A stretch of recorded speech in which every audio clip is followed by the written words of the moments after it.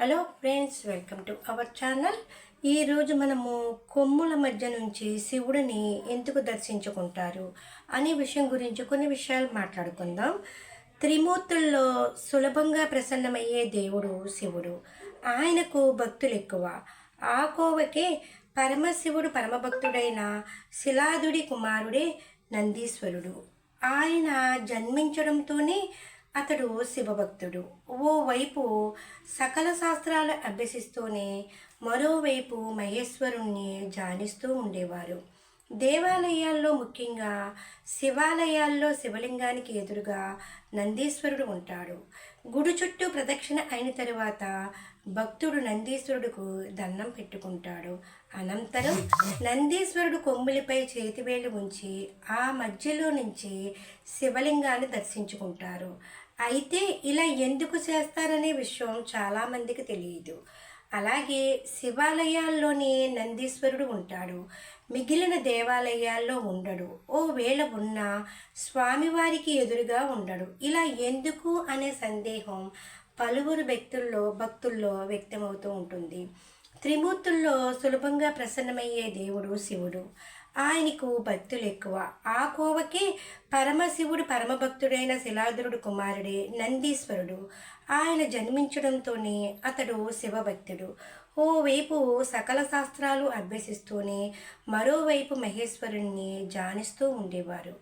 అలా ఓసారి నందీశ్వరుడు శ్రీశైలం వచ్చి తపస్సులో నిమగ్నమయ్యాడు. అతడి తపోదీక్షకు మెచ్చిన కైలాసనాథుడు ప్రత్యక్షమై వరం కోరుకోమన్నారు.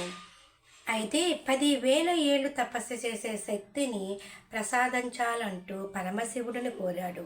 అలాగేనంటూ నందీశ్వరుడికి ఈశ్వరుడు వరమిచ్చాడు.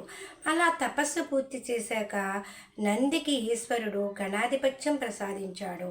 దీంతో అతడికి అత్యంత సన్నిహితంగా ఉండే అదృష్టాన్ని కల్పించాడు. దీంతో శ్రీశైలంలోనే కొలువు తీరేలా పరమశివుడు అనుగ్రహించాడు.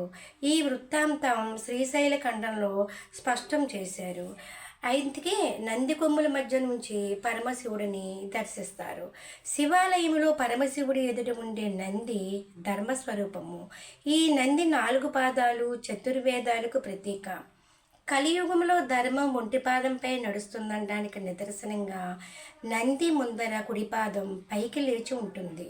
మిగిలిన 3 పాదాలు లోపలికి మడిచి ఉన్నట్లు కనిపిస్తాయి. ఇక సంధ్యా సమయాన్ని ఆధ్యాత్మిక పరిభాషలో ప్రదోషకాలమని పేర్కొంటారు. ఈ సమయంలో నందీశ్వరుడికి విశేష అర్చనలు, పూజలు చేయడం శతాబ్దాలుగా వస్తున్న సాంప్రదాయం.